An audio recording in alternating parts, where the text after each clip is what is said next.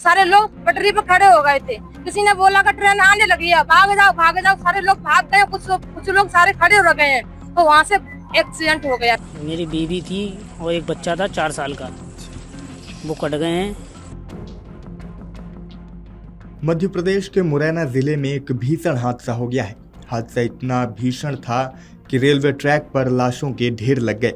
दरअसल मुरैना जिले के हेतमपुर और घेर रेलवे स्टेशनों के बीच रविवार शाम एक दर्दनाक हादसा हुआ है।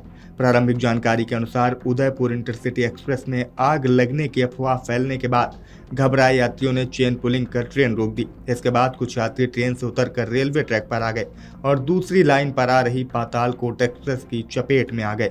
हादसे में 3 महिला और एक मासूम बच्चे की मौत की खबर आ रही है, जबकि कई अन्य यात्री अभी भी घायल बताए जा रहे हैं। हालांकि मृतकों और घायलों की संख्या को लेकर प्रशासन की ओर से कोई आधिकारिक पुष्टि नहीं हुई है और प्रशासन की ओर से आधिकारिक बयान का इंतजार है।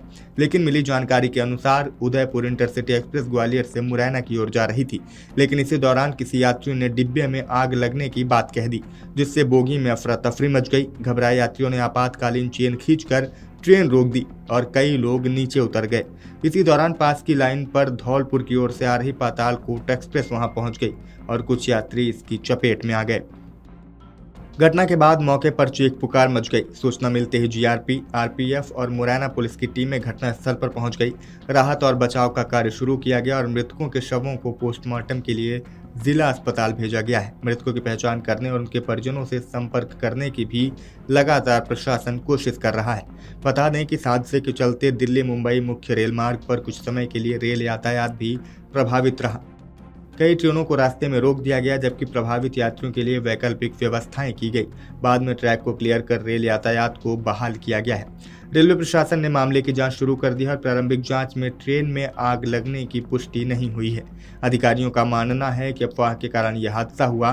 पुलिस और रेलवे की टीमें सभी पहलुओं पर जांच कर रही है। प्रारंभिक जानकारी यही है कि किसी शरारती तत्व ने जानबूझकर आग लगने की झूठी अफवाह फैलाई थी और कुछ यात्री इस अफवाह के झांसे में आ गए।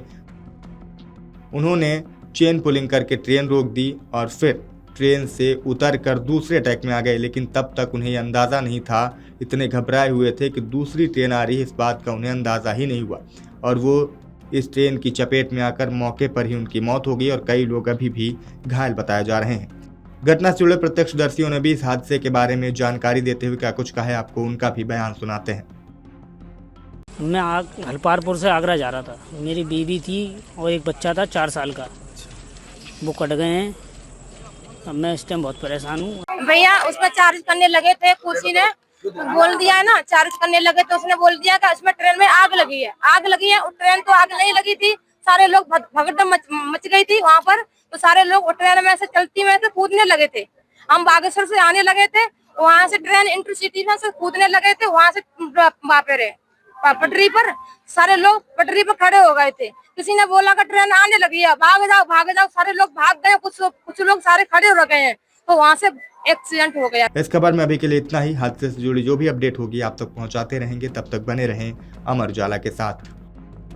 आपके राज्य की खबरें, आपके शहर की खबरें सबसे पहले जानने के लिए देखते रहें अमर उजाला। चैनल को सब्सक्राइब जरूर कर लें और पाएं हर अपडेट।